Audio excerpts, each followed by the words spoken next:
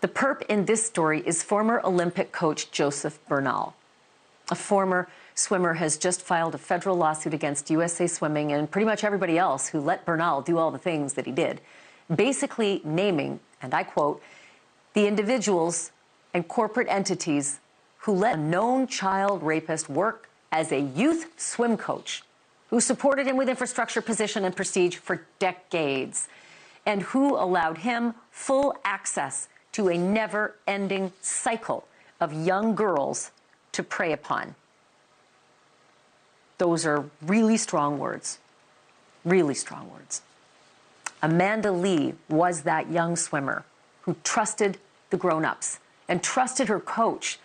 And tonight, as a grown-up herself, is speaking publicly for the first time about what happened. She says for 6 years, that Olympic swim coach sexually abused her while she was in his USA Swim Club. She says it started when she was just 15, but it continued all the way into her junior year of college, at which point she became pregnant.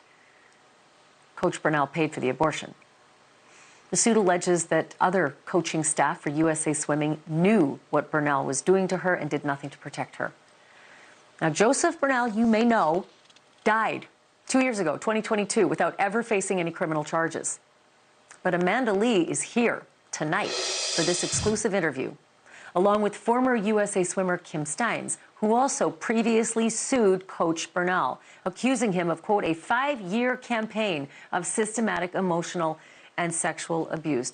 They are joined by John Little. He's their attorney. He's here live with us tonight. Thank you to all three of you. And, you know, Amanda and Kim, first and foremost, thank you for being so brave and for speaking publicly, I think, about something that needs to have a light shining on it.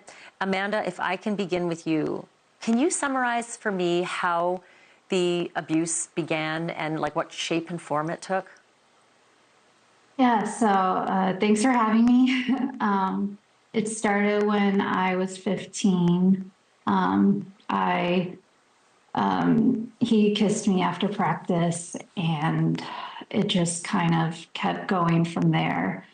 I felt like kind of brainwashed by him in a way, and I just wanted to do whatever he said because I wanted to be a good swimmer and I wanted to go to college and get a scholarship, and I would have done whatever he said.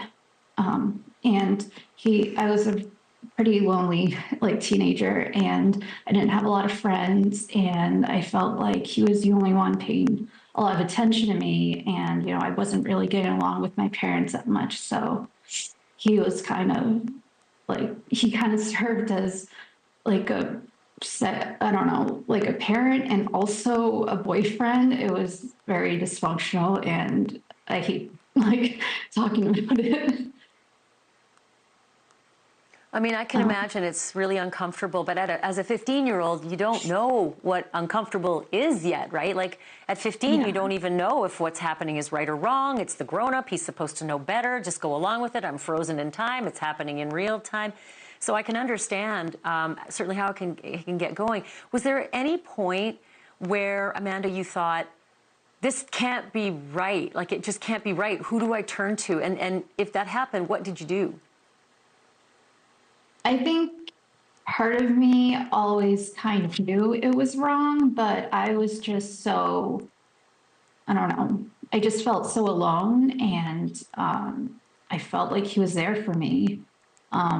And at one point, there was a diary that I had written in, and I detailed what was going on. And my mom found it, and she brought it. Well, first she kind of attacked him about it, and then the assistant coach at the time, who is now the current owner of the swim team, he tried to de-escalate the situation, and he said that it must be a story, like it has to be a fantasy.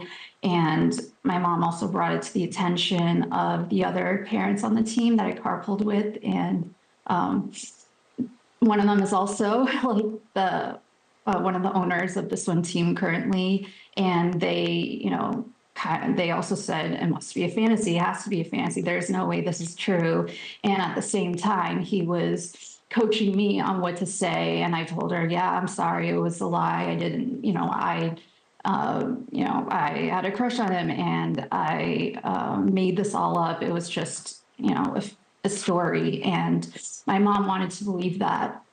So it never really came to light, which I wish sometimes I, just told the truth about it. And I don't know, I am where I am. Well, I listen. You're a kid, right? You don't even know the half of life at that age, and so I can understand the confusion. And you'll have to excuse my voice, you guys. I have a terrible cold. But Kim, the abuse for you, as I understand it, started at age 13. Can you take me through your experience? Yeah, I believe I was 12, and I started swimming there right around 11, 12, and it eerily started out like what Amanda just spoke about. He would keep me after practice and started kissing me, and this just went on for a couple of years. I was very confused. He was the first boy that ever kissed me, and I really didn't know what to make of it. I think at some point in the journey, I started feeling like, oh, wow, is this love? I don't know. I was just very, very confused about the whole thing. And when I was 15 was when he had been offered the head coaching job up at Harvard. I was down at Fordham with him, Fordham University. And when he got offered the job up there, he invited me to come live with his wife and himself. And I was all set to move up there and live with their family. And I think if that had happened, my story would probably be more similar to Amanda's in a lot of regards. But the night before I was supposed to move in with them, his wife called my mom, and they had a conversation. And she said, well, are we going to have room if we have another child, or what happens if I leave town? I'm not sure whether she knew what was going on with him or not, but you have to remember that what happened to me happened 35 years before what happened to Amanda. And the thing that I really struggle with to this day, and I will also say that, 4 or 5 years later, after I had lived in Europe and I had come back to see him, I really was starting to get my head wrapped around what had happened and how much it had messed me up emotionally. And I met with him up by Harvard, and he drove me into a wooded area. I thought we were going out for ice cream, and I just wanted to tell him how much he had really messed up my life, because I had been so emotionally dependent on him, and I was tethered to him emotionally for years. And even when we were in Europe, I was talking to him on the phone all the time, and I just didn't. My life just really wasn't okay. And when he picked me up in the car, he drove me into a wooded area and he sexually assaulted me. And in a weird sort of way, it gave me some answers in my mind as to what he really truly was about.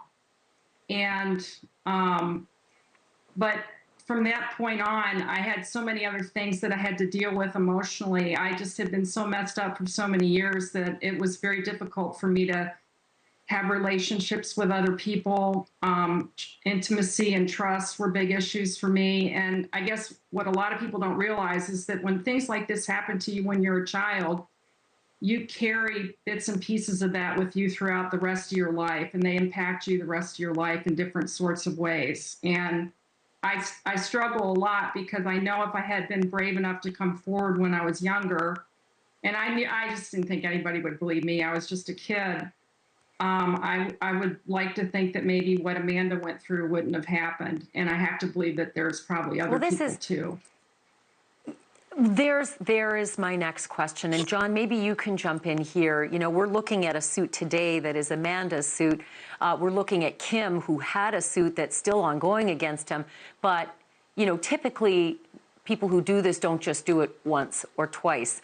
And certainly with the length of time in between these two young women, it seems like there was a an environment that was ripe for multiple assaults. John, do you know of any other people who are going to come forward with similar stories about Bernal? And then right after that, I'd like you to answer, why on earth did he never face a criminal charge for these incidents?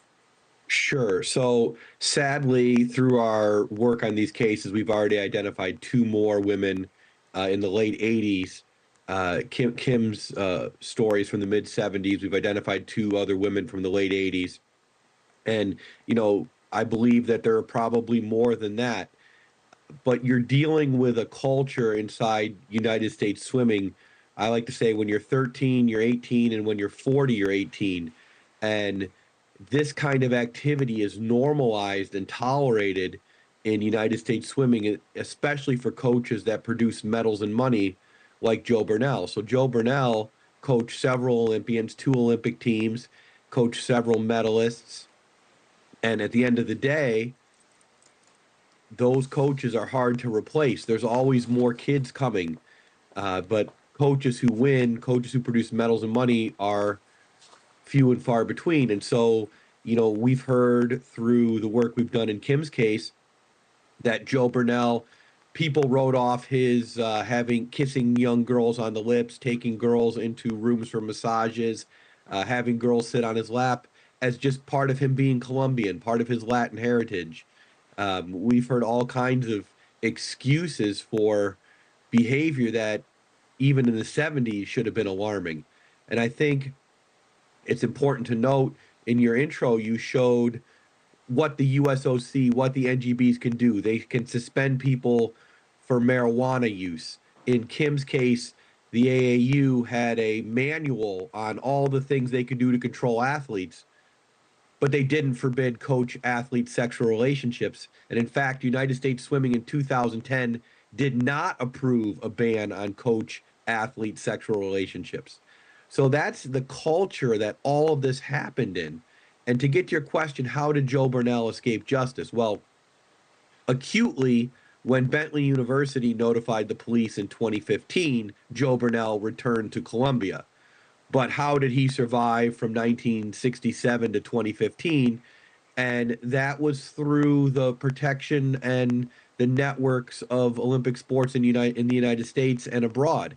Joe Bernal is not the only child molester coach that has escaped justice. Murray Stevens, Paul Bergen, George Gibney in United States Swimming, just off the top of my head.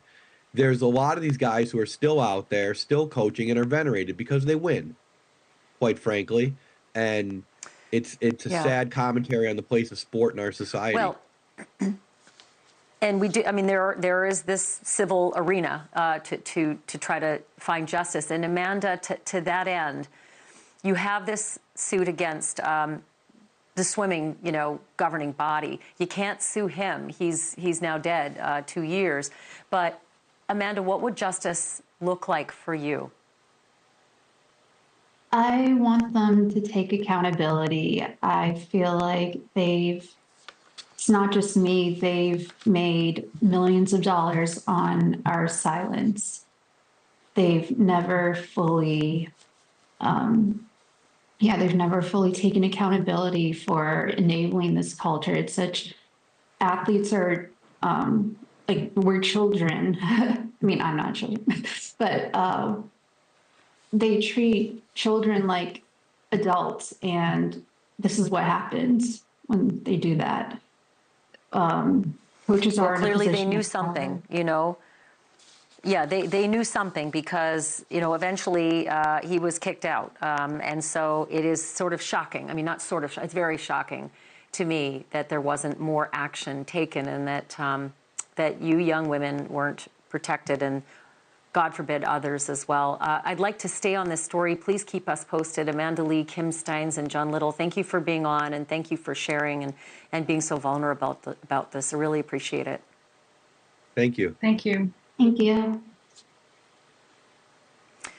And I also want everyone to know that the National Sexual Assault Hotline is right there on your screen. I always say this, take a screen grab of those numbers. It's hard to remember numbers, but at least you can do this. You can remember 1-800-656-HOPE. If you feel you've been a victim of this person or anybody else for that matter, that is a very helpful piece of information right there.